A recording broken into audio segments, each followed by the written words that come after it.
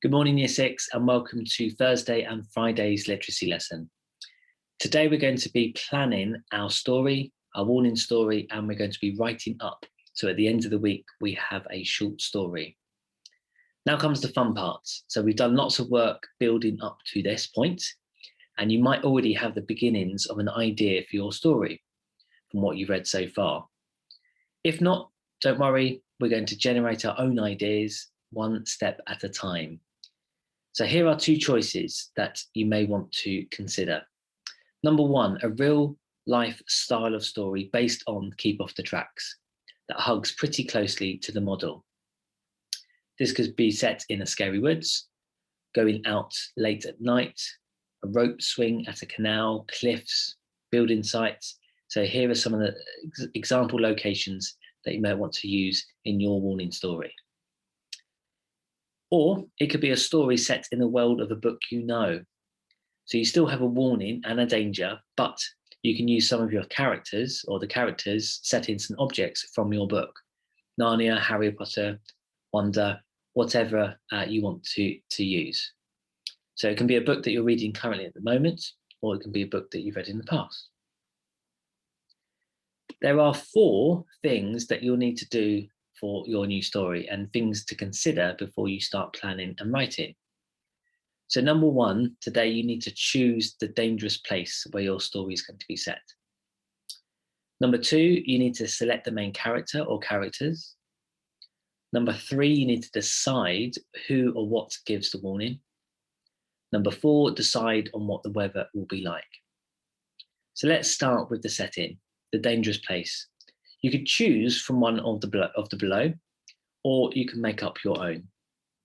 So here we have an electricity pylon, maybe where the story is set. Here we have a thunderstorm brewing. You can see some light peering through the clouds there. We have an abandoned building here, so maybe in a woodland area. We have someone on a swing rope over a canal. We have a building site.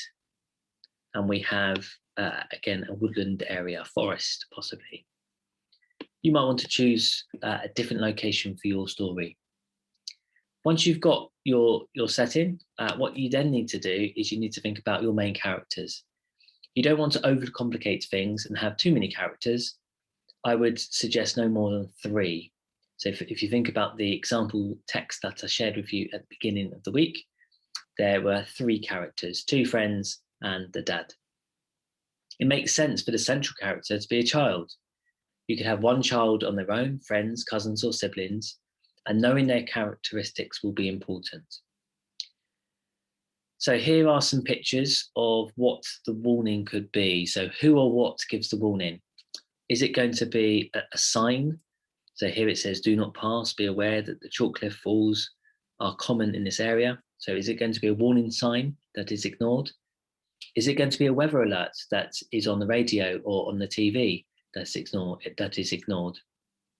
Is it going to be like the model text where a parent gives advice and that advice is ignored?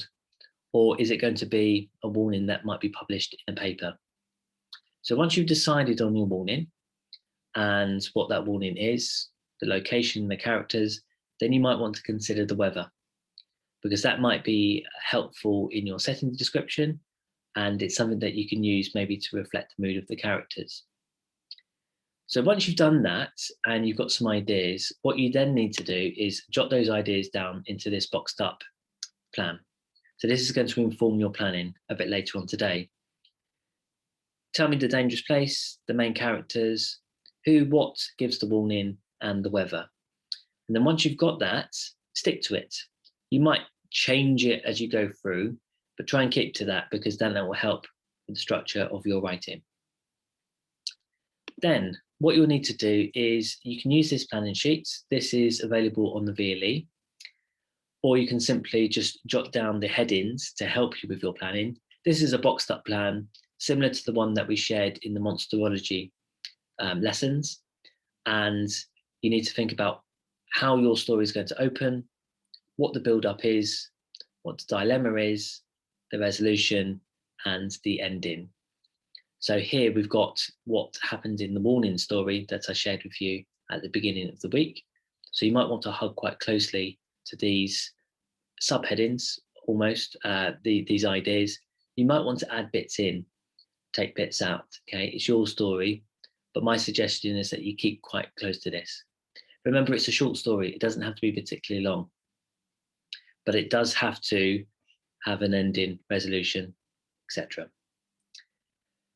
Okay, once you've done that and you've written your notes and you've got your plan, then what I would like you to do is spend some time talking through your plan.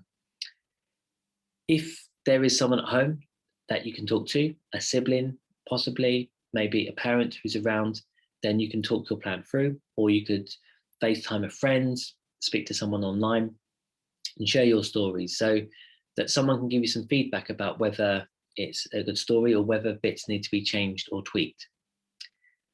Often, if I write something, maybe a short piece of writing, a letter, no one's around, I'll go and read to a plant. So I've got a plant over there. I would get my text and I would read to the plant. And sometimes just physically saying it rather than keeping it in here just helps you realize, oh, no, I need to change that bit. Oh, yes, I might add that bit in. And it really helps. Another strategy is to draw your scene. So spend some time thinking about what your setting looks like. Sketch it. Maybe you could draw a map of where your characters start and where they end. And that will really help you with your storyline, and it will help you to develop your story. So that's probably going to take you up until Thursday. It's quite a lot that you need to do. Once you've got to that stage, you're ready to write, and you might want to leave it for a day and carry on with this tomorrow on Friday. Or you might want to just start writing and then look at it on Friday and see if you can improve and edit and go from there.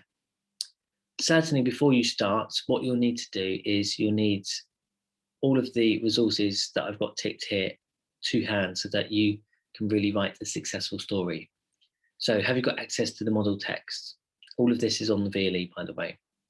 That's something that you can refer to. You've got lots of great words that have been highlighted that you might want to magpie as well. The toolkit for your description is again on the VLE, and it's on the previous video, yesterday's video.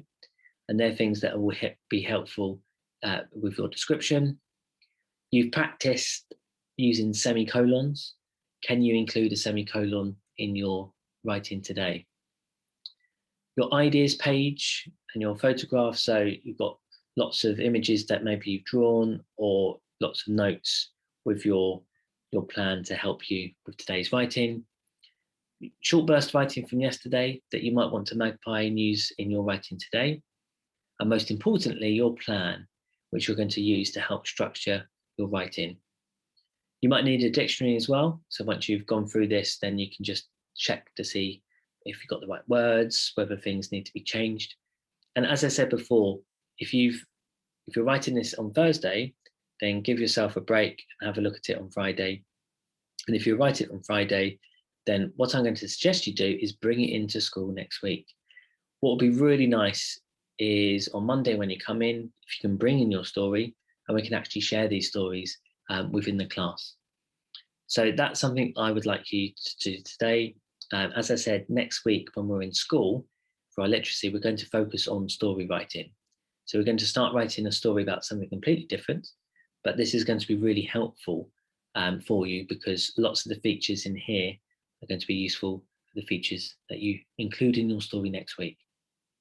So that's it for me today. And for Friday, you've come to the end of your literacy units from home learning. And you've done so much. You've done your monsterology reports, your Dyson persuasive adverts that you did for your product that you designed. You told me how to mummify pharaohs, and you have written to Chartwells. So you've done lots of different types of writing over the last 6 or 7 weeks or so. And it's really fantastic to see all of the learning that you've done.